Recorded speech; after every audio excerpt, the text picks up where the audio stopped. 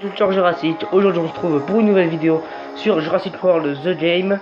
Oui, je sais, normalement aujourd'hui je vais faire une vidéo sur des fossiles, mais en FaceTime je sais pas, j'ai un bug, du coup je vais essayer de plus avoir ce bug et de pouvoir publier cette vidéo, parce que là elle est en j'ai terminé le montage et franchement ça a rendu pas mal.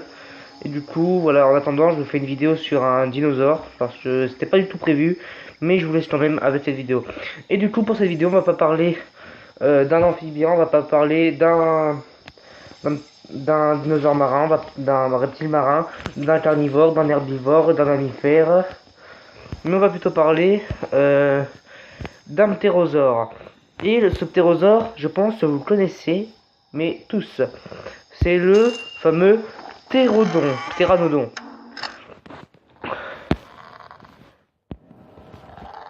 Bon, je le mets là. Et donc pour commencer, le pteranodon est le plus connu des ptérosaures vivants. Il fait partie de la famille des ptérodactyloidés ou des rhamphorhynchoidés, je sais plus, mais je crois que c'est de la famille des ptérodactyloidés, voilà. Et du coup déjà on peut dire qu'il a une vraiment très grande envergure. Je crois que c'est de 5 à 7 mètres de long.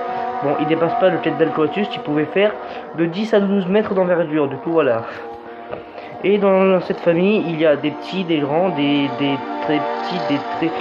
Je suis coincé dans une boucle temporelle. Bon, et du coup on peut dire que déjà, il y a pas mal d'erreurs dans les films de avec des ptérosaures, tout ça. Par exemple, on a Jurassic Park 3, qui lui met des dents. Et je trouve ça assez con, parce que le ptérosaure signifie elle sans dents, oui. Ça signifie elle sans dents, catégoriquement, et en plus, c'est une espèce typiquement américaine. Donc comment ils ont fait pour se gourer sur ce point? Et déjà, dans Jurassic World, ils ont fait un bon truc. Il est super bien représenté, et tout le monde a critiqué le film parce que où sont passées leurs grandes crêtes. Celles qu'on a, c'est celles qu'ils ont derrière la tête. Et je pense qu'ils ont voulu représenter le dimorphisme sexuel. C'est-à-dire que les grands, enfin les mâles ont une plus grande, ouais c'est très sexiste, et les femelles ont une petite crête. Donc je pense que selon les théories, c'est encore pour attirer les femelles. C'est un classique. Et du coup, en termes de jeu, on peut le retrouver dans Jurassic World The Game, Jurassic World Builder, dans The Tycoon, et on peut le retrouver dans pas mal de films.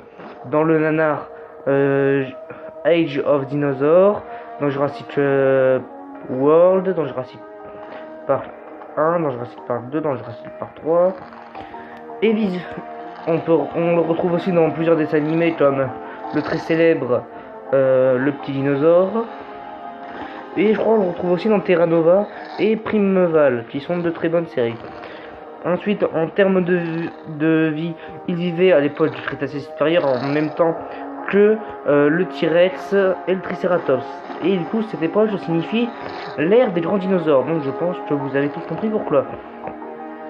Et sur ce, je vous dis que l'évolution soit avec vous.